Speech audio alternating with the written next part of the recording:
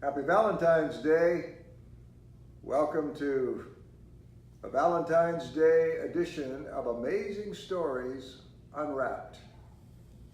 I hope that you and your sweetheart are having a wonderful day of affirming your love for each other. I hope you've gotten your Valentine's card by now.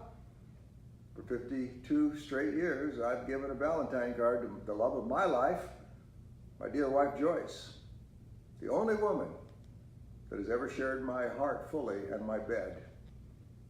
I am of all people most blessed to have a woman of such immense force and support in my life.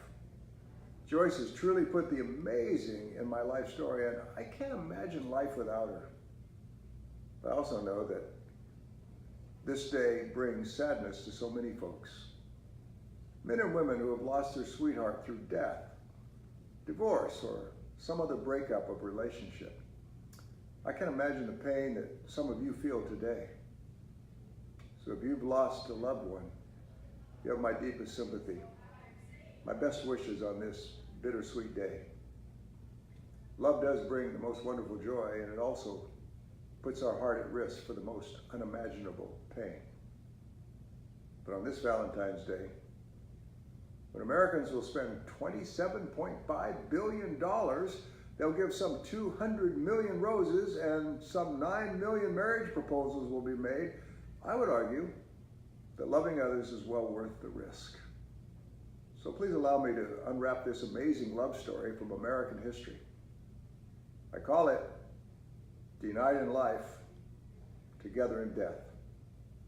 This love story is tucked away in the forgotten pages of America's colonial history. Few people know it. Those who discover it, well, they're just surprised that such a romance might have flowered in the cold soil of New England Puritanism. He was a cantankerous sort, whose public rebukes of his professor's lifeless faith got him expelled from Yale Divinity School. So he became a missionary to the Delaware Indians. Though he was frail and sickly, as skinny as a beanpole and suffering from tuberculosis, he managed to trek deep into the thick forest, slogging through waist-deep snow to reach people dismissed by colonialists as savages. In those dark, gloomy woods, he plunged into extreme depression, often in bed for weeks at a time. Yet he somehow managed to get out of his bed, to pick himself up, preach the gospel to his beloved Delawares. He often coughed up so much blood that the snow around him was crimson red after a sermon. At age 29, his frail body finally gave out. He managed somehow to ride half dead to the home of Jonathan Edwards, the hellfire and brimstone New England preacher who loved him like a son. Edwards assigned the task of nursing the preacher back to health to his 17-year-old daughter, Jerusha. This uncommonly beautiful teenager was the apple of Jonathan Edwards' eye. Little did her preacher daddy know the price that he would ultimately pay by putting the dying missionary in his beloved daughter's care. For several months, the girl gave herself wholeheartedly to nursing her dying patient.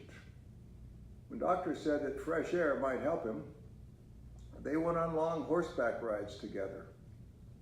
Now, we can only speculate about a budding romance between the two, but we do know this. They took 4 days to ride to Boston on a trip that normally only took 2 days. Were they in love? Well, Jerusha's daddy gives us reason to think so.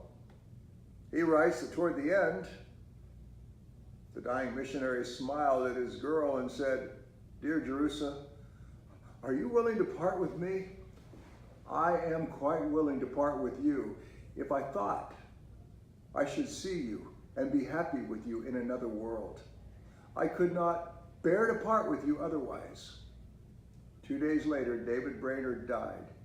He had not yet turned 30 years of age. Jerusha was at his bedside when he slipped into eternity. 4 months later, on Valentine's Day of 1748, Jerusha died of acute fever, most likely brought on by her care of David Brainerd. The heartbreaking Jonathan Edwards buried her next to Brainerd so that the two could rise together on Resurrection Day.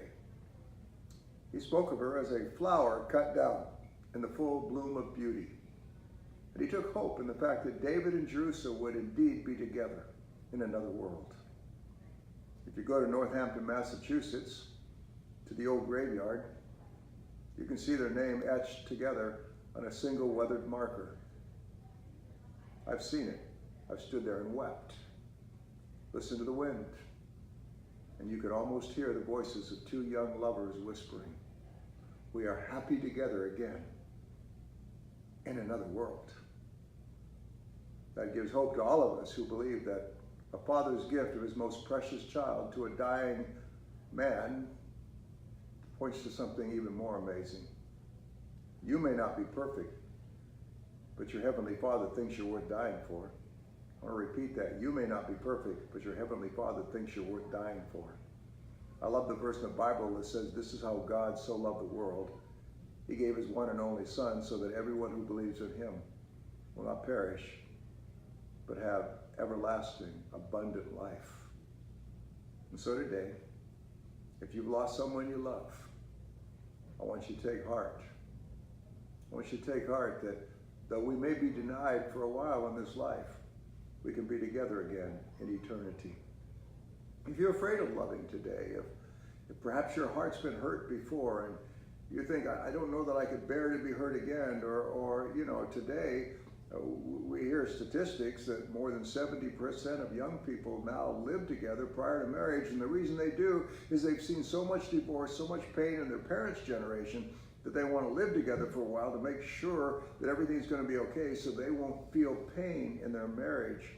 The sad part about that is that those who live together prior to marriage have a 70% higher divorce rate, but there's so much fear in just commitment, of just committing to a relationship, of making a covenant, of saying for better or worse, sickness, health, till death do us part.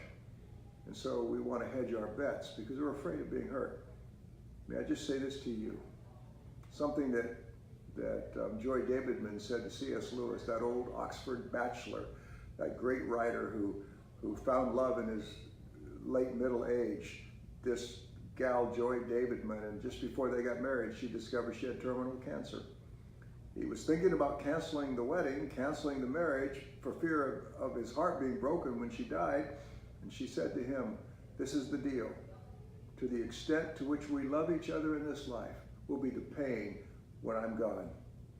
And that's the point. And if today you're feeling pain because you've lost a loved one, look at it in another way.